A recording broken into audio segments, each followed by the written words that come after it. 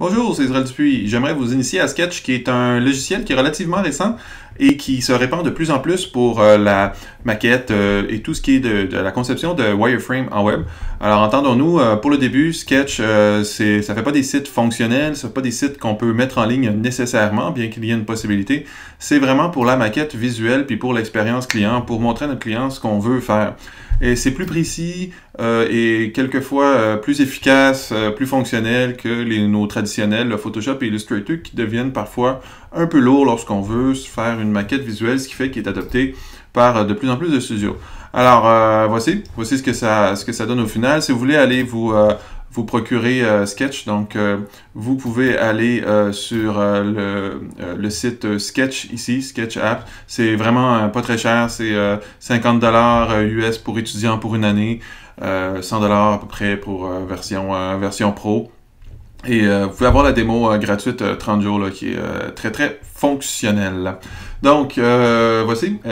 Et en plus, si vous avez Sketch, vous pouvez télécharger sur votre téléphone ou votre tablette la version Sketch Mirror. Ce que ça va faire, c'est que ça va travailler en temps direct sur votre tablette ou sur votre téléphone. Donc du coup, vous allez pouvoir vraiment voir si vous êtes en train de faire quelque chose qui est lisible sur votre téléphone ou sur votre tablette, ce qui est souvent l'erreur qu'on va faire au début lorsqu'on conçoit des applications mobiles ou des sites web mobiles. Alors, sans plus tarder, commençons avec un nouveau document, donc File New ici. Lorsque je fais un nouveau document, j'ai rien dans Sketch. Donc, je vais peser sur A, premièrement. Donc, ça, c'est pour avoir un artboard. Fait que Sketch, comme Illustrator, comme Photoshop même, maintenant, travaille avec des artboards. Je commence avec mon petit plus ici. J'ai une page ici, qui est ma page 1. Et à droite, j'ai plusieurs devices. Donc, avant de travailler, il faut que je me fasse un artboard. Je choisis ma device. Alors, ce qui est bien, c'est qu'au fil des mises à jour, Sketch va nous apporter les bonnes versions avec les bonnes dimensions. Voici. Alors, par exemple, bon, je vais commencer avec mon iPhone 10 ici, par exemple. Et là, je vais pouvoir travailler là-dessus. Alors j'ai la dimension de mon artboard qui est là. Je travaille sur mon iPhone 10. Ce qui est bien aussi dans Sketch, c'est que c'est une des raisons là, pour lesquelles on peut beaucoup l'utiliser, c'est qu'on a une librairie de symboles qui est aussi très très à jour. Alors par exemple, si je commence ma maquette, je vais montrer à mon client de quoi ça va avoir l'air, je vais le contextualiser. Fait que je vais mettre une barre. Alors ici, je fais juste Insert, iOS Design, Bar, Navigation, Safari, Navigation, Puff. Et là, j'ai une barre de navigation qui est au bon niveau. Les snaps sont super efficaces. Ça snap à la grandeur. Puis ici, bon, donc, cette barre-là, toujours dans ma position à droite, là, dans ma barre à droite, j'ai les propriétés de cette barre-là. Donc, par exemple, ici, status bar, ici, je peux lui mettre un status white, donc pas de status, ou un status black. Donc ça ce que c'est, si on va le voir dans quelques instants, c'est un symbole. Et là, je peux venir personnaliser ce symbole-là. Alors bon, vous comprenez un petit peu le truc. Soit c'est une application, soit c'est ça. Carrier ici, par exemple, si je suis au Québec, je pourrais marquer Vidéotron, l'heure, bon, 9h41, c'est bien, c'est un bon temps pour envoyer de quoi, 100% de la taille. Et l'adresse ici, donc par exemple, je pourrais mettre l'adresse de mon client, client.com, et c'est un petit peu plus chic, quoi. J'ai l'adresse de mon client ici, je peux avoir une opacité. Alors vous comprenez le truc, mon symbole ici est parfaitement personnalisable à travers les différentes options que j'ai ici. Ensuite, bon, avant de commencer à concevoir, hein, toujours concevoir sur la grille ou avec des colonnes, donc pour pas envoyer notre design n'importe où. Donc pour Sketch, on a le choix, on peut mettre nos colonnes ou on peut mettre notre grille, donc ça déjà c'est super apprécié. La barre d'outils qui est là, admettons que je ne vois pas ma grille, comment ça marche? Sketch, un petit peu comme les rubans de Office. Donc on fait un right-click, contrôle-clic, clic droit sur la barre d'outils, puis là on peut customiser le toolbar. Et là on a tous les outils, donc on peut y mettre ou y retirer des outils dans notre barre d'outils, tout simplement comme ceci. Alors par exemple, je n'utiliserai pas le cloud, je vais utiliser ça, je vais avoir mes règles. Voilà, tout simplement. OK, fait qu'on personnalise notre barre d'outils comment est-ce qu'on le veut. Ensuite, bon, je vais mettre ma grille ici, de mise en page.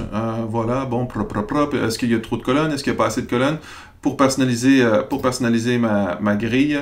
Là, je peux mettre Show Grid, puis je peux aller Grid Setting ou Layout Setting. Donc là, ce que je vais faire, c'est que je vais venir personnaliser ma grille. Donc, View Canvas Layout Setting.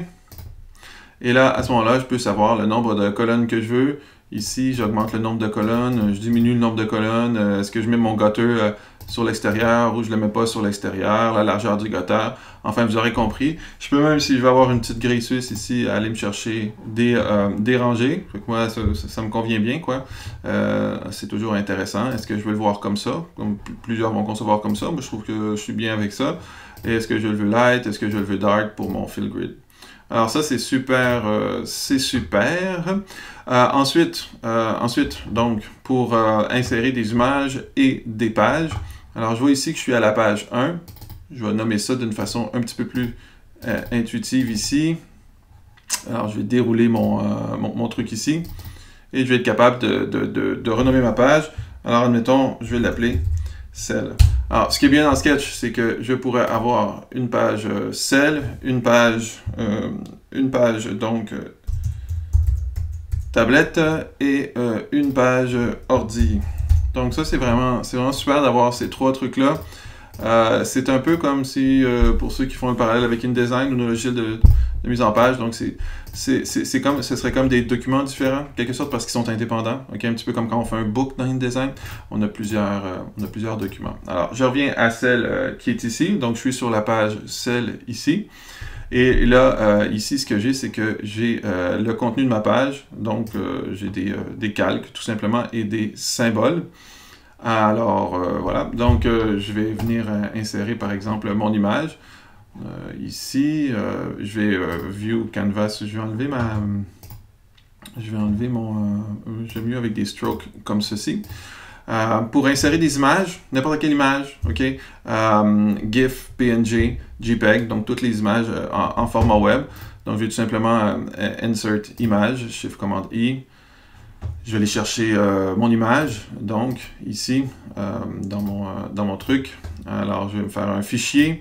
Les images sont incluses, alors pas besoin de se faire un tuto, pas un tuto, un dossier au préalable. C'est toujours mieux, par exemple, hein, pour que ce soit bien. Je vous suggère d'insérer vos images, donc, minimum 3 fois plus grandes. Pourquoi minimum 3 fois plus grande? Ben parce que Sketch travaille avec les pixels physiques de l'appareil. Donc, par exemple, en iPhone 10, on travaille avec 375 pixels de large, alors qu'en réalité, le iPhone 10 en a 3 fois plus. Bon, ça, c'est la façon dont on conçoit les applications mobiles, là. Par exemple, l'iPhone 7 va en avoir 2 fois plus que 375. Puis, lorsqu'on tombe avec les premières générations d'iPhone, donc ça va être la résolution physique égale à la résolution logique, donc 375 va égaler à 375, même si c'est un petit peu moins que ça. Alors, pour plus de détails, là, ça prendrait un autre tuto complet là-dessus. Alors, en gros, je vous suggère d'arriver avec des images qui soient 3 fois plus grandes que ce que vous allez avoir besoin à l'exportation, de manière à vraiment pouvoir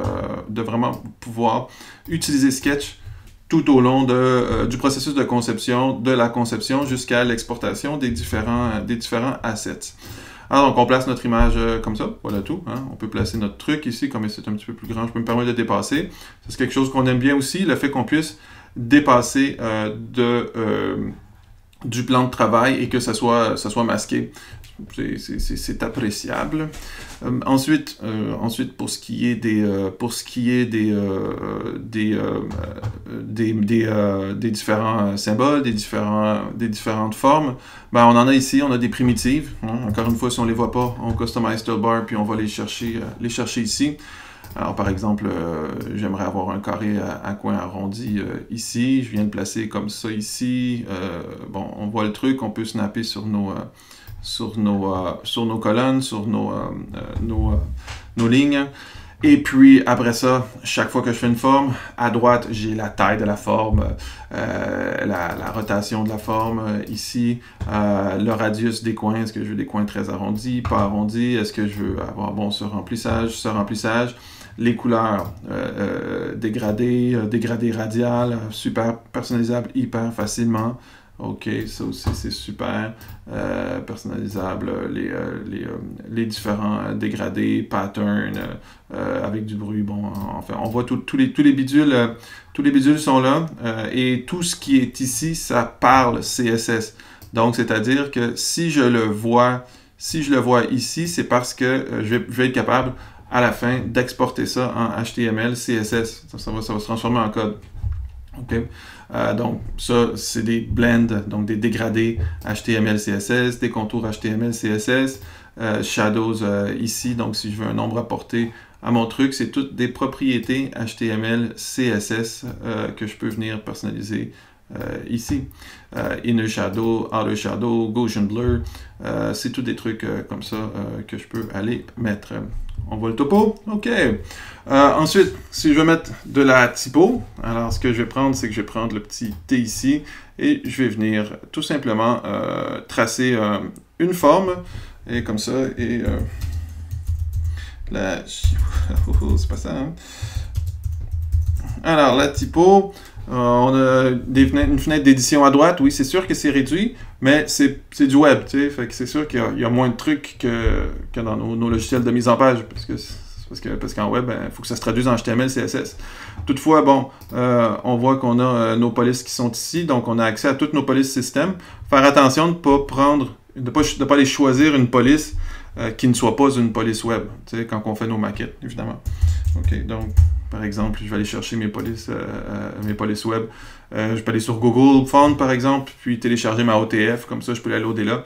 En gros, toutes les polices qui sont ici, c'est les polices qui sont téléchargées et qui sont actives dans mon livre des polices ou dans mon système. Peu importe le logiciel de gestion de police qu'on utilise. La taille, l'alignement, l'espacement, l'interlignage, et l'opacité de la police d'écriture. Ensuite, ben voilà, c'est tout, quoi. C'est ça ici. Quelle couleur est-ce que je veux à ma police? Et voilà. Ah oui, pour les couleurs, j'ai des couleurs globales ici. Si j'aime une couleur et j'aimerais la rajouter, je paye sur le petit plus ici. Donc, du coup, ça devient une couleur globale. Alors, elle va être disponible sur toutes mes pages, tout simplement. OK? Fait que ça, c'est pour les mises en page ici. Admettons que j'ai fini cette page-là, je veux la copier pour partir de ça en faire une deuxième. Je déplace avec Alt majuscule, commande moins pour zoomer out, je déplace avec Alt majuscule, et puis voilà, bon ben c'est ça, ma page est faite. J'ai mes 3 pages, alors qu'est-ce qu'on a donc après ça? Ça serait une fois qu'on a mis nos images, une fois qu'on a mis nos symboles. Ah oui, on pourrait toujours regrouper ça en calque, donc tout simplement commande G ici, ça me fait un petit groupe et je peux le nommer.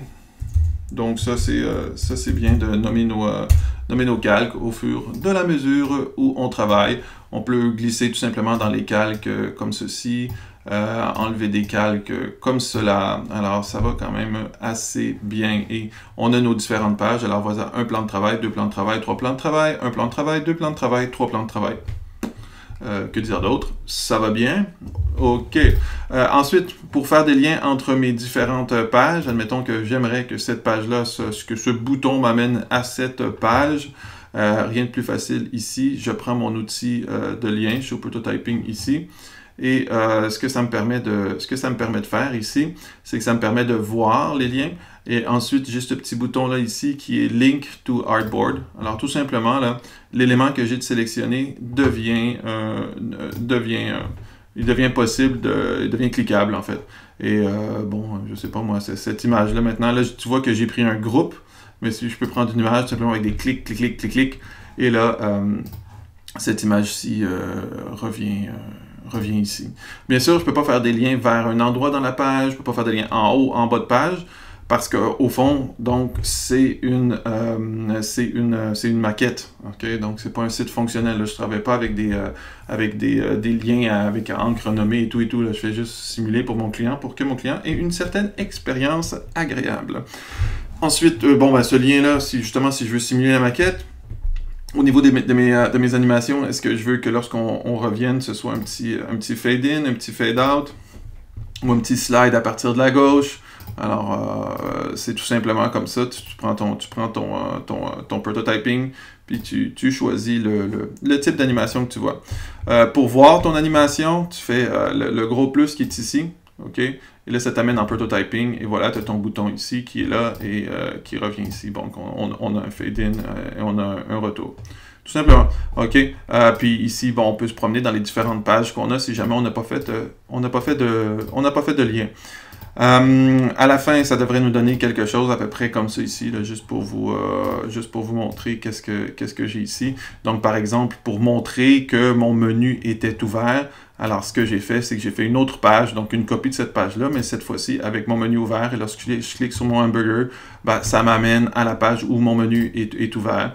Lorsque je clique sur un des icônes dans mon menu déroulant, ça m'amène ici. Sans compter aussi que, bon, donc je parle de hamburger, ben, même chose que tantôt, là, je vous disais qu'il y a plusieurs GUI, donc plusieurs Graphic User Interface ici. On a les barres de navigation, mais on a aussi toutes les icônes qu'on peut aller chercher à travers ça. C'est vraiment super complet, surtout en ce qui est du iOS design. Toutes les kits sont là. On peut aussi travailler avec des UI kits. Donc, on peut aller chercher sur Internet tout un paquet de UI kits qui vont nous permettre de travailler. Par exemple, ici, j'en ouvre un sketch. Donc, ça, c'est disponible. Par exemple, je prends le Carbone ici, qui est un UI kit qui est gratuit. Alors là, ce que je vais avoir, c'est que je vais avoir tout plein de pages dans ce UI kit-là. Puis, comme c'est libre de droit ou que je l'ai payé, tout simplement, je paye la licence. Donc, je peux aller me chercher un UI kit. Puis, je vous suggère de le faire parce que lorsqu'on utilise ces UI kits-là, ben, très souvent, on va chercher des calls de librairie. Donc, notre intégrateur multimédia qui va mettre en forme tout ça, on lui envoie notre sketch. Lui, il n'a pas à nous faire dessiner le truc ou il n'a pas à dessiner le truc ou l'intégrer en PNG. Il fait un call avec Bootstrap ou avec une autre librairie en ligne, jQuery mobile, quoi que ce soit, qu'il va utiliser pour monter notre truc. Donc, c'est plus facile lorsqu'on utilise tout ça. Qu'est-ce que je n'ai pas parlé? J'ai pas parlé des symboles. Lorsqu'on fait une mise en page quelconque, ben, admettons que cette grille-là, je vais la faire souvent. Ben, ça pourrait être intéressant de prendre notre ensemble de trucs et d'aller le convertir en symbole. Donc, layer create symbole. Et alors là, je l'appellerai grille. OK. Et qu'est-ce que ça fait? Ben, ça fait qu'il y a un petit, vous voyez, il y a une petite affaire ici, un petit icône de symbole. Et ce que ça fait, c'est qu'au fond, si je me crée une nouvelle page ici, eh bien, je peux prendre mon symbole ici et le dupliquer ou l'insérer de la librairie ici. Et puis, voilà quoi, c'est un groupe qui se déplace mieux et que je peux éditer. Je peux changer les images ici, tu vois, dans mon symbole ici qui est là. J'ai plusieurs bibliothèques, mais j'aimerais que ce soit une différente image. Fait que je rentre dans mes trucs et je change mon image, ça vient se placer même endroit avec les mêmes propriétés. Fait que les symboles fonctionnent vraiment bien. À l'intérieur de Sketch aussi, je vous conseille fortement de l'utiliser avec toutes ces fenêtres d'édition-là. C'est vraiment bien. On fait un symbole avec plusieurs éléments différents.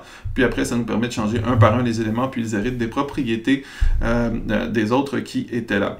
Ça, c'est pour la conception à ce moment-là de maquette pour mobile. Donc, admettons que j'ai ma page qui est ici. Et comme je vous disais, bon, donc on peut se créer plusieurs pages.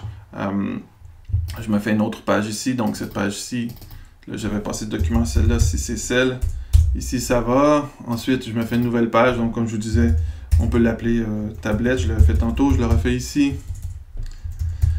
Et là, pour recommencer, A, et là, sauf que ici, toutefois, c'est une tablette, donc je vais aller me chercher un iPad par exemple.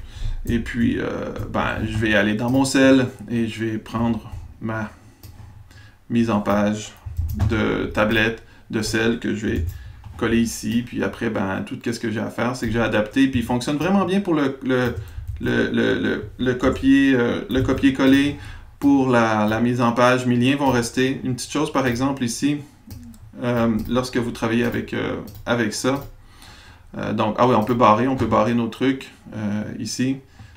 Voilà, ici, ok. Ah oui, tu vois, là, j'ai copié ma page au complet, fait que c'est pas bon. Pour ma tablette, j'ai fait l'erreur que je fais des fois. Donc, et je vais choisir mon iPad Pro. Tu vois, c'est bien que je fasse l'erreur lorsque je te fais le tuto. Comme ça, tu ne la fais pas. C'est de prendre le contenu de la page et non pas la page au complet. Donc, je prends les groupes ici, là, nos raccourcis traditionnels, majuscule, majuscule, commande C. Je m'en vais dans tablette, commande V. Et donc là, tu vois, j'ai le contenu de la page dans la page, ne pas se tromper. Puis là, c'est ce que je vous disais, c'est que ça se grossit quand même là, super bien. Ici, j'ai juste à tenir le côté majuscule. J'ai les limites de mon groupe qui a été copié-collé. Et puis après ça, ça serait ma page, je dirais, accueil. Les plans de travail, donc là, ma page est un petit peu trop grande ici. Position ici, j'ai juste pour grossir mon plan de travail, j'ai tout simplement à cliquer sur les extrémités du plan de travail. Puis voilà, hop! C'est grossi, dupliquer une page. Alors, on voit que ça peut quand même aller hyper vite, là, tous les liens, toutes les façons de travailler. Ensuite, si je fais des liens dans ma version iPad, juste faire attention, par exemple, que ma target soit bien dans dans la bonne mise en page, parce que là, comme par exemple, lui, link sur la page cellulaire. Donc, il faudrait juste que je refasse mes liens dans ma page tablette, bien sûr, pour que mon client, lorsqu'il check ma maquette, il est bien sur ma page ici, tu vois, pour que mon lien que j'ai paramétré soit bien sur, voilà, accueil copie. Et ça s'en va sur l'autre page.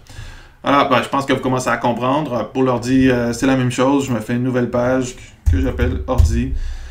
Et là, je me fais un artboard et soit je choisis une mise en page Apple ou Responsive Web par exemple. Puis là, je peux aller me chercher un desktop ici. Bon, voilà, 1024 par 1024. Même chose ici, je peux venir copier-coller mes trucs de ma précédente mise en page. Là, c'est sûr que lorsqu'on travaille pour ordi, c'est un petit peu plus... il faut travailler un petit peu plus fort là, parce que le paramétrage, l'adaptativité, ça vient chercher, quoi. Il y a un peu plus de trucs à... Je peux pas laisser ça comme ça. Alors, il va falloir que je travaille un petit peu plus. Peut-être que je me refasse un nouveau menu, que je remonte mes pages, mais en gros, ça fonctionne de la même manière. Je vais reprendre une autre barre ici pour travailler. Bon. Alors, voilà. C'est comme ça qu'on fait nos différentes pages dans Sketch. Une fois qu'on a terminé, j'ai terminé tout ça, j'ai mis mes images, j'ai mis mes textes. Maintenant, j'aimerais exporter mes trucs pour mon intégrateur, parce que c'est ça notre flow comme graphiste. Hein, on fait la mise en page, bon, c'est beau, le client aime ça. Alors maintenant, tiens, justement, le client aime ça. Comment qu'on lui montre ça au client? File, Export Artboard as PDF. Et puis voilà, tout simplement, ce que ça va faire, c'est que ça va exporter tous mes artboards en PDF. Donc, voilà, je sauve ça. Et puis là, ça va me faire un beau PDF avec tous mes artboards. Comme on a importé nos images 3 fois plus grandes, par exemple, vous vous en doutez, mon PDF, c'est pas si pire, mais il pourrait être ultra lourd. Lequel cas, je vous suggère, on l'ouvre dans Acrobat avant de l'envoyer au client pour pas congestionner sa boîte.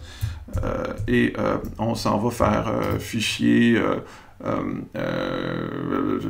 enregistrer un autre PDF de taille réduite, tout simplement. Comme ça, au moins, ça va faire un PDF qui va être beaucoup moins lourd là, pour notre client. Là. Ça réduit du simple au triple, voire plus bas. Tu vois, regarde, je suis passé de 5 MB à 610 KB. Fait que ça, c'est pour l'exportation de la maquette.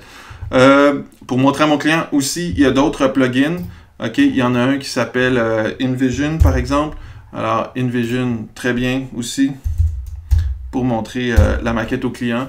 InVision, ce que ça nous permet de faire aussi, c'est que ça nous permet d'aller plus loin.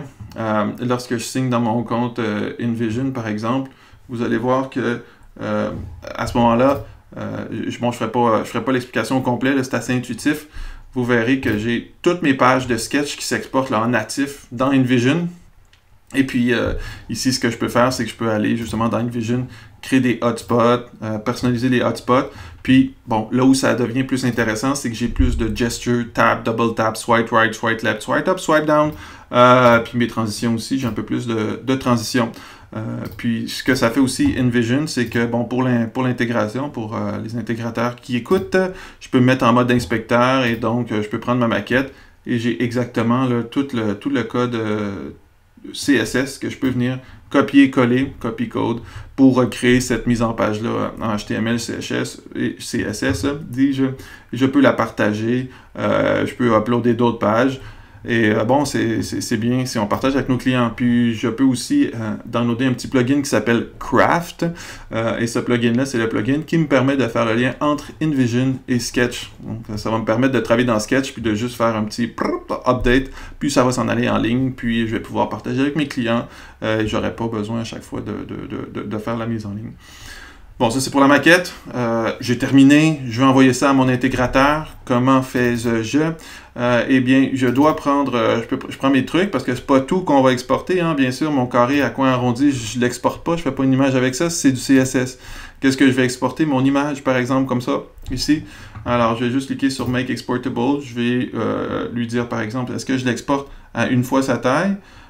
Est-ce que je l'exporte à 2 fois sa taille? Je vais juste cliquer sur le petit plus qui est ici, puis ça m'ajoute une deuxième option d'exportation. Ou est-ce que je l'exporte à 3 fois sa taille? Ou, comme c'est souvent le cas, si on nous demande un asset sheet avec tous les formats d'exportation, j'exporte aux 3 formats. J'ai juste à cliquer pour voir où est-ce que j'exporte ça. Tuto Assets, for instance, et j'exporte ça ici. Et puis voilà, broum, broum, broum, ce que ça va faire, c'est que je vais avoir mon image à 1 fois, mon image à 2 fois, mon image à 3 fois, avec la bonne dénomination. Fait que voilà, c'est tout.